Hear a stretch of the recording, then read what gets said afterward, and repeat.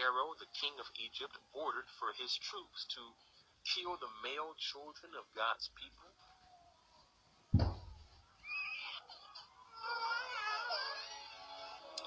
Well, Moses escaped from that when he was a baby because his mother placed him in a basket and he was sent to Egypt, right? Well, what did King Herod do? The same thing. He, just like the Pharaoh, he also had a decree to kill the male children when Jesus was a baby.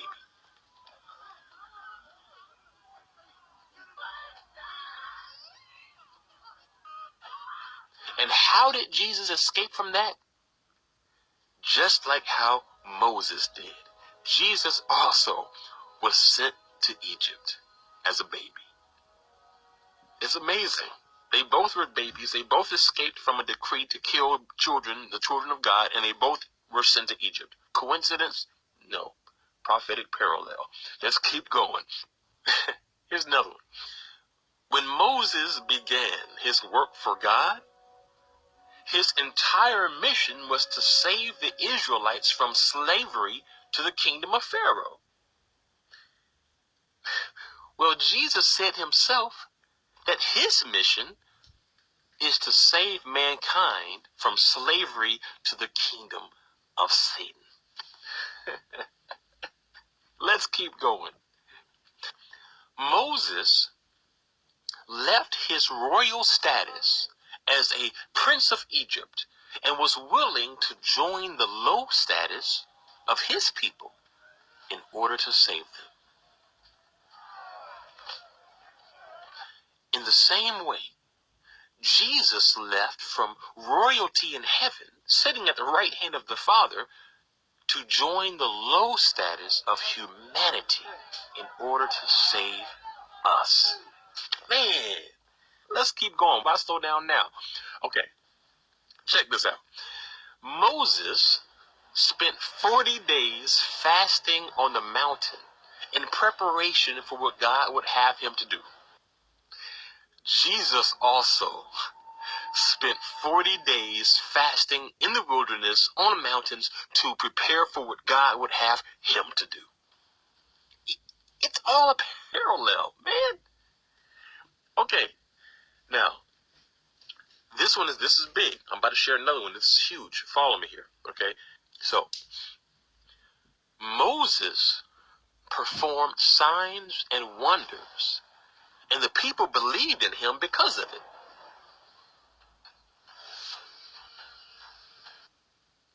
But after he went on the mountain to meet God, and he took a long time to return, the people started to turn on him.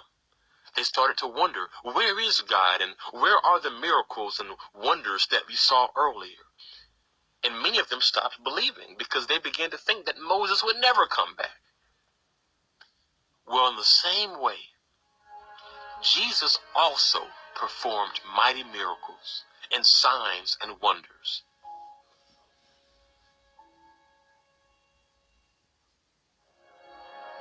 And when he was resurrected, he went up to Mount Zion at the right hand of God. And just like in the story of Moses, many today wonder, where is Jesus? Is he coming back? Why is he taking so long? Which is exactly what the Israelites said about Moses. And men today are saying the same thing. They are also saying that, hey, we don't see a lot of miraculous signs today. We don't see people walking on water today. We don't really see a lot of the things that we saw or heard about. Where are the miraculous signs? And that's exactly what the Israelites said. They said, we saw these miraculous signs, but now we're out here in the wilderness. We're not seeing a lot of stuff like this. Moses has left us. We don't know when he's coming back. And they turned on him.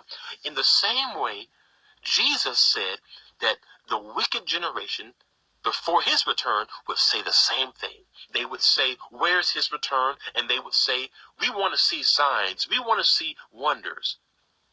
But Jesus said that the wicked generation will demand a sign. But the only sign that they will be given is the sign of Jonah. And the sign of Jonah refers to his resurrection and his return. Jesus was telling them the sign that will be the greatest of all signs will be when I am resurrected and when I return. But friends, we better be on his side before that happens. You want more? Let's keep going. Another prophetic parallel.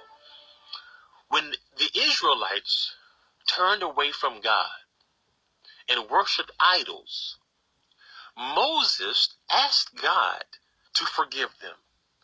And when Moses was talking with God, he even offered his own life for the salvation of his people. Well, in a similar way, when Jesus went to the right hand of the Father, he also offered his own life for us. But Jesus, he truly did die for the sins of the world. Let's just do one last one, okay? One more. It took the death of Pharaoh's firstborn son for the kingdom of Egypt to lose its grip on God's people and set them free. Well, it took the death of God's firstborn son, Jesus, to make the kingdom of darkness lose its grip on God's people and set us free. Man, it's amazing. The story of Moses foretold that it would be the loss of a firstborn son that would lead to the freedom of God's people. Before Jesus was born, thousands of years, his entire life was predicted in the Old Testament. Look, if you're listening to this, share this with as many people as you can. If you got to go to Facebook and post this in groups, or if you have to spread this to people at your church, do what you have to do. But if you have friends who are not believers, let them see this. They have got to see that everything Jesus said he is, everything he prophesied that he would do, it was written thousands of years before he was born. It ain't coincidence. Excuse my bad grammar. It's prophecy.